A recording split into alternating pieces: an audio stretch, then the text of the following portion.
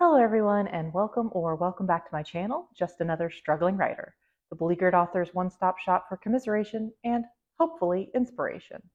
My name is Carrie Scher and I am just another struggling writer. So today I am doing a fall reading wrap-up. As I mentioned previously, I didn't actually get a whole lot of reading done this fall between the months of August and December in particular, just because with everything going on with the fire and the move and everything, reading just wasn't really at the top of my priority list. So it's a short list today, just 7 books to talk about, but hopefully going forward in the new year and after that, I'll have more to talk about in these seasonal wrap-ups. But for 2023 fall season, these are the books that I read.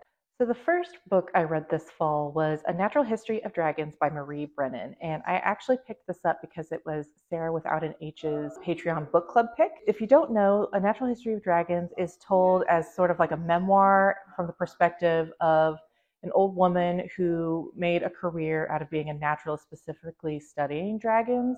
And she eventually went on to really expand on this world's understanding of dragons. She was really instrumental in the study of them. And so this is just her like telling her memoirs of how she became a naturalist and all of her adventures studying dragons. This one is really just kind of a setup. It kind of talks a little bit about her childhood and like her very first expedition studying. And in this world, it's kind of like Victorian times where women aren't really expected to be interested in science or like have any kind of career whatsoever. Their whole expectation is to get married. She ends up marrying someone who doesn't mind that she's interested in this, and then who eventually consents to bring her along on an expedition that one of his acquaintances is putting on to go and study dragons. I gave this 3.5 stars. It was very compulsively readable. It was very quick. I listened to it on audio, and even though I'm not a very fast audio listener, I still got it done in just a couple of sessions.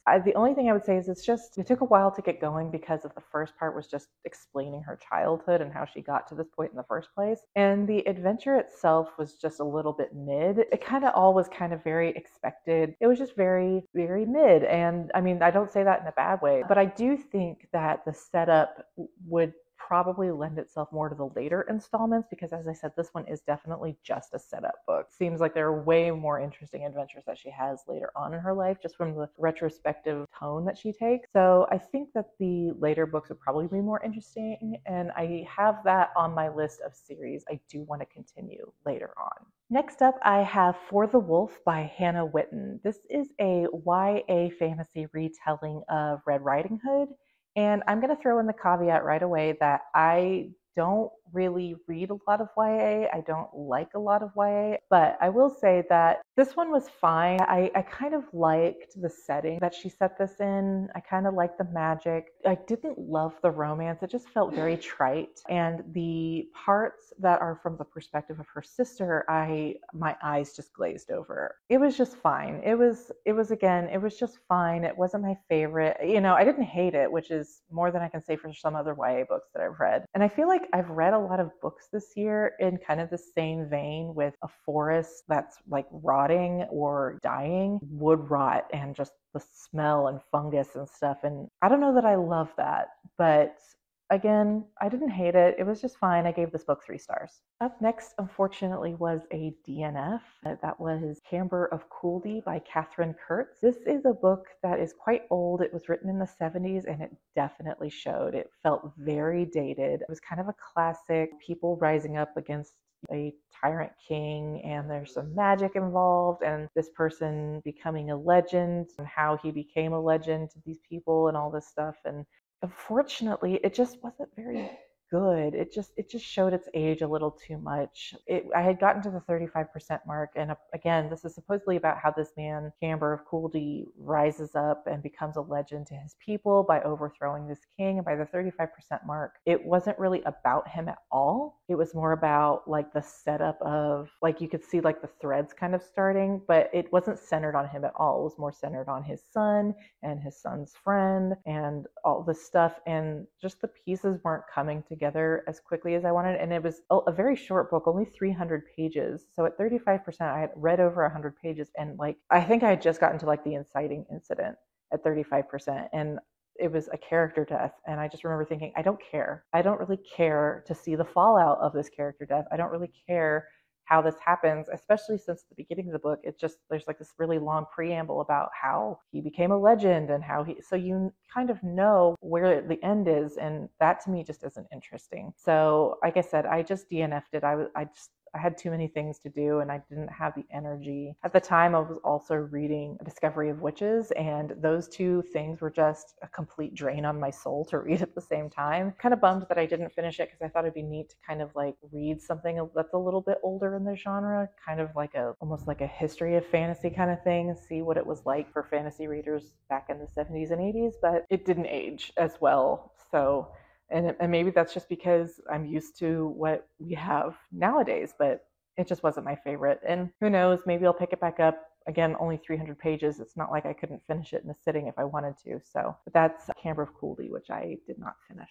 The fourth book that I read was a book I did like and I did finish, and that was The Adventures of Amina Al-Sarafi by Shannon Chakraborty. I have a full review up of this book on my channel, which I will link in the cards. But yeah, I really loved this. It was really, really fun. It didn't feel too deep. It didn't feel too scary. It didn't feel too dry. It didn't take itself too seriously, which I really, really loved. The ending kind of felt a little bit incongruous with the rest of the story, which is why I gave it 4 stars, not 5. But still, it was really, really fun. After I finished the review, I thought at the time that I read it that it was a standalone. And so I said at the end of my review that I was like, oh, well, if there are more coming out, I'll read them. And I found out that this was actually intended to be a trilogy all along. I'm just a dumbass. So I'm very excited to continue reading this series. In fact, I meant to mention this in the review. I actually read Shannon Chakraborty's other story, The City of Brass, and I decided not to finish the series because I just really, really hated one of the POV characters, and it just didn't go in the direction I was looking for. And so I thought I'm just gonna forget about it. Well, reading The Adventures of Amina Al-Sarafi actually convinced me to go back and take another look at that series. That's The Adventures of Amina Al-Sarafi. I highly recommend it. It's really fun. If you like pirates, if you like Middle Eastern fantasy, I love Middle Eastern fantasy, and just a really fun time. Definitely recommend it. So that is The Adventures of Amina Al-Sarafi. The fifth book on my list is A House of Salt and Sorrows by Aaron A. Craig, and this is another YA book. This is a kind of fantasy/horror fairy tale retelling of 12 Dancing Princesses. This is another one where it just took a really long time to come to the point. I don't even think that the dancing princesses part came in until 35 or 40%, and I just didn't understand the point. The romance at the end felt extremely rushed. We meet him a few times and he's kind of mysterious and all that. And then by the end, even though they've only met each other a few times, and we later find out that at least one of those times that they met, it wasn't really him, it was just an illusion. They're saying that they love each other and they're their whole world and all this stuff. And I didn't jive with it, especially since there was a potential love triangle, and I didn't love it. And again, it took so long to come to the point that by the time we actually got to the spooky elements, which I did enjoy, it just felt like the first 35% was a complete waste. I feel like she could have condensed all of that into a really tight 15% of the book, and then really expand upon the romance and really develop the spooky elements a little bit more. I really would have enjoyed that more. And I also heard there was a lot of death in this book, and there wasn't really as much as I was expecting. I actually was kind of hoping for more bodies to drop. Maybe it's just because it was a YA. It didn't feel like going that direction, but I was a little bit disappointed that it wasn't a complete bloodbath. I don't know what that says about me, but I ended up giving this one 2.5 stars. It was a little bit of a disappointment based on the premise, but I don't think I'll be picking up the second book, which I think follows a different sister, and it's a time jump. I'm just not interested. I just don't care enough. So that was House of Salt and Sorrows by Aaron A. Craig. Number 6 on my list is A Discovery of Witches by Deborah Harkness, and I did a 20-minute review just last week on this book, which I will also link here in the cards. I hated it passionately. I would have DNF'd it at 43% if I hadn't decided that I wanted to do a rant review and start a new review series of books that were very popular that I just missed out on, and kind of see if they still hold up. To me, this does not hold up. I don't know that I would have believed it was good when it came out in 2011. It's kind of like a post-Twilight craze vampire romance, but it is billing itself as an urban fantasy. Not urban, because they don't really spend a lot of time in any city, but it's modern day contemporary fantasy with witches, and talks a little bit about the struggle between witches and vampires and demons. And this book comes into play that is supposed to describe the origin of vampires and witches and demons. And so all three factions are like vying for it, and only the main character can access it. But that is all just a really long-winded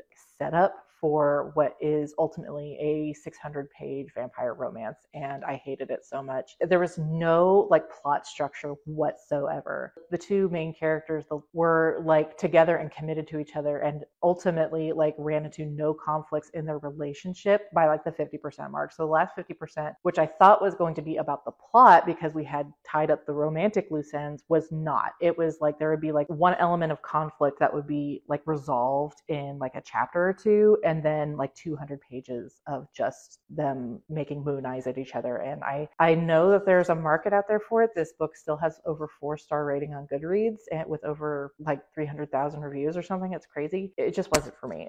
I am not the audience for this book. So no disrespect to if you are the audience. I just don't count myself among you. So that is A Discovery of Witches by Deborah Harkness. All right, the last book on this list is a book that I picked up kind of on a whim just last week because I had wrapped up all of the ebooks and audiobooks I was reading and listening to, and I was really, really bored, and I needed something to do while I was out and about at my daughter's music lessons and things. And so I picked up Mexican Gothic by Silvia Moreno Garcia. Something I want to do in 2024 is read more stories outside of fantasy and kind of expand my understanding of other genres. I want to keep things speculative, but so sci-fi and horror, things like that in that area. So I thought this would be a good like introduction to that side of things.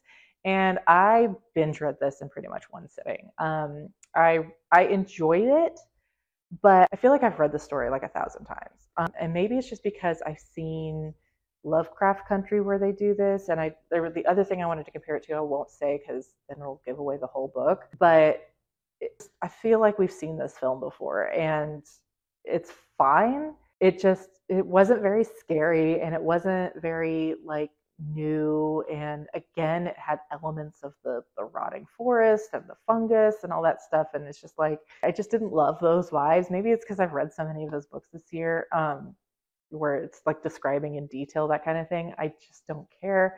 And again, it wasn't scary, and the twist wasn't a twist. At least it wasn't a twist that I didn't see coming, because again, I've seen and experienced so much media that has this exact sort of thing in it. If you know, you know, but it was fine. I mean, the writing was good. I would definitely read more of Silvia Moreno Garcia. I just feel like this book was it was definitely an escape, because like I said, I binge read it in one sitting, but it didn't break any new ground for me. It wasn't mind-blowing. It was just fine. The vibes were on par. It was just, the plot just wasn't very revolutionary for me, but still I enjoyed it. I ended up giving it 3 stars. So that's it. Those are the 7 books that I read in the fall of 2023. As I said, I hope to at least double or even triple this number going into my winter reading wrap up, but we'll just have to see. I have a lot of reading plans for 2024, which I will go into more in my Happy New Year post, which will go up on the 1st of January. So I hope you come along with me whenever that video goes up and into 2024. And thank you so much for watching. As always, like and subscribe, and I'll see you in the next video. Bye.